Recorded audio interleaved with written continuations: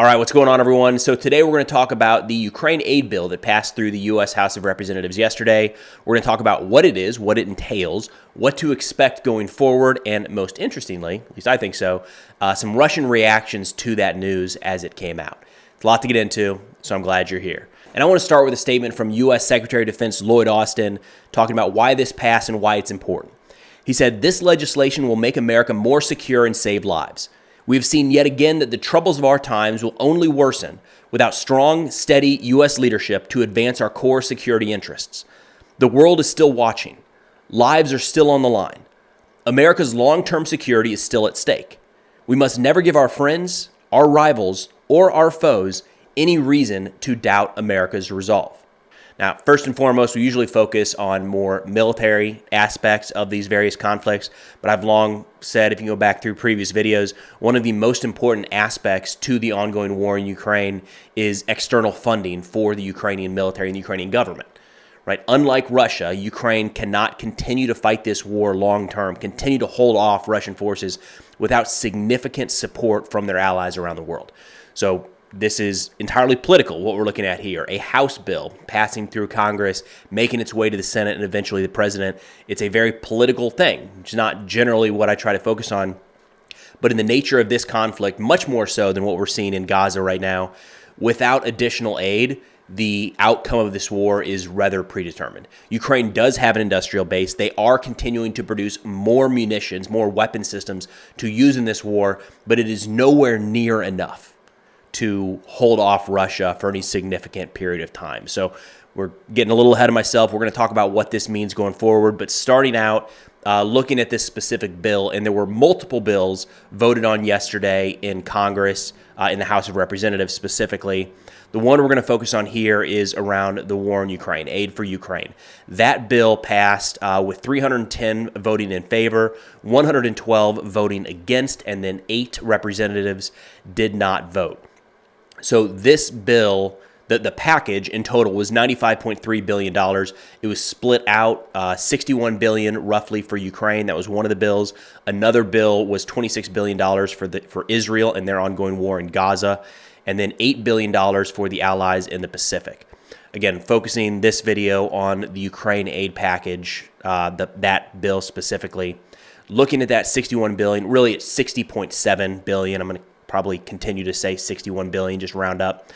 That $61 billion, a total of $23 billion is being used by the United States to replenish our own military stockpiles. So that is taking U.S. money and spending it here in the United States to government contractors, manufacturers to produce more tanks, armored personnel carriers, artillery pieces, HIMARS, munitions for all those weapon systems, additional equipment, whatever it might be. Right, so that is the United States spending money on our own military to refurbish our own stocks. $23 billion out of the $61 billion.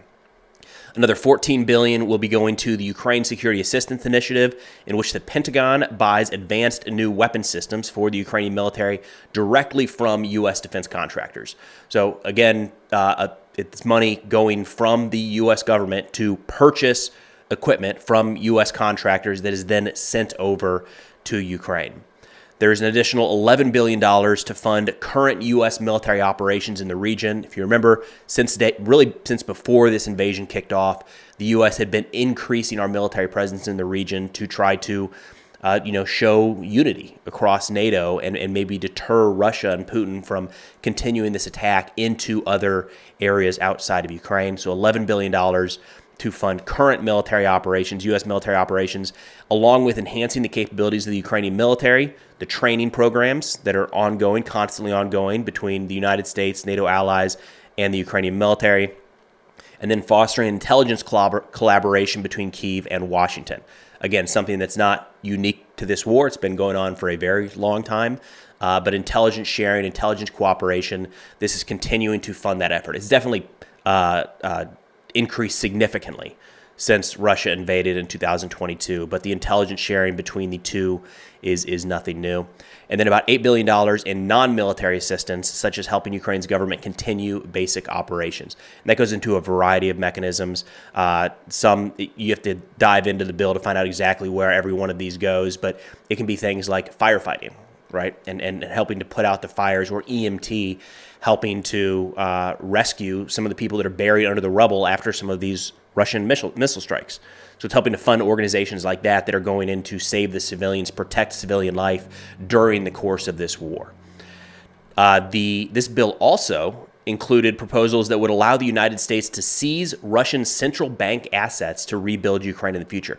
It's a proposal. It doesn't sound like that is locked in quite yet. Even if it moves forward through the Senate and President Biden signs, it doesn't sound like that is necessarily locked in.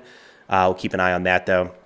It would additionally impose sanctions on Iran, China, Russia, and criminal organizations that traffic fentanyl, and legislation to require that TikTok is either sold by ByteDance or divested by the end of the year. So that's an interesting one. They moved the TikTok ban into all of this. All right, so talking about what comes next in terms of this Ukraine aid bill, this was just the House of Representatives. And in the United States, we have the House of Representatives, we have the Senate, and then we have the executive branch, the president, in this case, President Biden. So the reason that this was such a big deal passing yesterday is the major holdup in the U.S. government right now has been the House of Representatives. That's where this bill has kind of been pushed off. And for a long time, the reason this was such a big deal is there were a lot of folks that thought this bill may never come to fruition, that Ukraine aid very well might just be stopped indefinitely. And we're getting close, 7 months, 6-7 months before a major U.S. presidential election. Would this get more traction before that election, or would people want to push it off until after, whether it's Biden or Trump enters office in January, and then maybe they come back to this topic? So it was by no stretch, it was no guarantee that this bill would actually make its way through Congress, which is why it was interesting. And then the last week to 10 days, Speaker Johnson brought it forward, and then it passed. So in talking about what comes next here, the bill will move from here to the Senate, where both leaders of the Senate, Schumer and McConnell, have talked about the urgency of getting this passed and supporting our allies around the world, which makes it look an awful lot like this is going to pass through the Senate without any major issues. If it passes the Senate, and it sounds like that's going to happen on Tuesday, for what it's worth. If it passes the Senate, as is expected, it'll go to President Biden for signature. And as it sits right now, it sounds like he is very supportive of this and ready to sign as soon as it hits his desk. So what does this mean going forward in the very short and then long term? Short term, the U.S. military said that they would be able to send certain munitions, like 155 millimeter artillery rounds and air defense munitions, almost immediately. So we have these things it's not like we have to pay to get these built and manufactured and wait for that whole process. They are forward staged in a lot of locations, and essentially the U.S. could just throw them on a variety of ships, planes, trains, trucks, whatever, get them into Ukraine relatively quickly. So if President Biden signs this thing next week, by the end of next week, Ukraine might very well have new munitions in their stockpiles. That's how quickly this could move. Not everything, but some. And that's significant. There's a very real argument that one of the reasons that Ukraine was forced to withdraw from Avdiivka and cede that territory in eastern Ukraine to Russian forces just about a month ago is because of their lack of artillery ammunition and other assets at the front. A direct tie to this type of foreign military aid coming in. So an influx of this type of weaponry, it's not something that just looking at what the bill includes right now, this is not something where you can say this bill passes, now Ukraine has the ability and the means to take back all of their territory. My take on what we're seeing here is this will allow Ukraine to stabilize the lines in the very short term and gives them the opportunity then to think about some sort of longer term strategic move to win the war on their terms. It's not, again, this is not like the package that is going to lead to a major Ukrainian offensive that is going to see the end of the war. The best way to look at what we're seeing right now is a stabilization of the lines. Ukraine likely will have the ability to, if not stop Russian forces in multiple areas along the front. Again, once all of this new ammunition makes its way out there, they'll at the very least be able to make some of those Russian advances significantly more costly than they have been so far. And they've already been pretty costly, all things considered. Then turning to the Russian reaction to this bill being passed, which was not good, not happy about this. Scrolling through a handful of different Telegram channels here and some Russian officials, So starting with two majors, they said Washington does not want and cannot provide Kyiv with weapons to change the situation at the front, but no one will stop the war against Russia at the expense of the lives of Ukrainian soldiers. So kind of the focus there is that this is Washington and the Western allies just sacrificing Ukraine for our goals and to expend Russian military forces. That's one of the themes you'll see throughout here. Intel Slava Z. This is pretty... You got to know what you're getting into reading some of these Telegram channels for what it's worth. So this isn't necessarily shocking coming from that channel, but here we go. They say real negotiations on Ukraine cannot be expected before 2026, 2027. The war will continue until the last Ukrainian, which means that before the negotiations, hundreds of thousands more Ukrainians will die, whom the United States and the Zelensky regime will drive for meat. This is their choice. Again, kind of dialing in that idea that this is the United States, NATO, Western allies willingly sacrificing Ukrainian soldiers for our own political and geopolitical gain. Dmitry Medvedev had an interesting take here where he said, but considering the Russophobic decision that took place, I can't help but wish the United States, with all sincerity, to dive into a new civil war themselves as quickly as possible.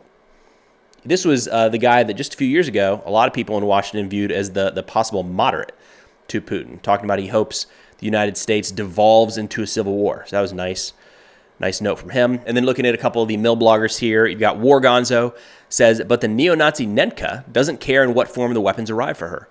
She is not going to repay the loans, and it won't be able to do this. This is the most unpromising investment. Ukraine will never win a war with this money, and it is not enough for the next counteroffensive. So War Gonzo is still kind of going with some of the Nazi-themed talking points there.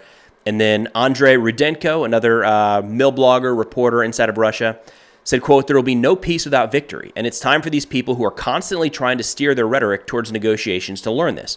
Our rhetoric should go only one way. Everything for victory. The second factor, but no less important, should be pest control. So there you go. Kind of a quick summary of the Russian response to this. Overall, not happy, talking about pest control, talking about Nazis, talking about civil war, wishing civil war on the United States. So kind of maybe to be expected. If you've been following the war very long, I'd say that is to be expected, unfortunately. But either way, you can see that the news of this bill passing was not positive in Russian circles as to be expected. And then wrapping up here with a statement from President Zelensky where he said, quote, thank you to each and everyone who supported our package. This is a solution to protect lives. Thank you personally to Speaker Mike Johnson, to all American hearts who, like us in Ukraine, feel that Russian evil must not win.